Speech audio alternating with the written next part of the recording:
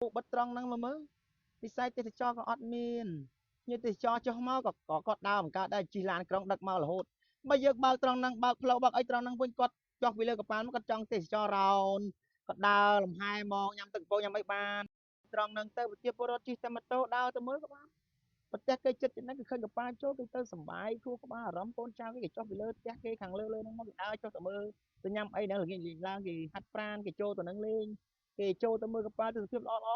ជាប្រសិទ្ធភាពមើលមិនឃើញផងហ្នឹងនឹងហើយលោកអ៊ុំប្រធានប្រសិទ្ធភាពហ្នឹងលោកពូហ៊ុនម៉ាណែតនាយករដ្ឋមន្ត្រីថ្មីបើសិនជាលោកអ៊ុំនិងលោកពូអត់មានមើលត្រង់ហ្នឹងតែប្រជាពលរដ្ឋយើងទៅរំពឹងអ្នកណាទៀតបើលោកអ៊ុំមិនស្រែកឲ្យបើកមិនឲ្យសុំនេះសុំចំណុចស្នូលក្នុងស្រុកខ្លួនឯងប្រទេសខ្លួនឯងហ្នឹងហើយចំណុចតូចៗនៅខេត្តផ្សេងនោះនេះនៅក្រុងប្រទេសនោះច្រឡំអញ្ចឹងបើសិនជាមិនឲ្យសុំតើឲ្យទៅសុំអ្នកណាបើនាយករដ្ឋមន្ត្រីមើលមិនឃើញផងហ្នឹង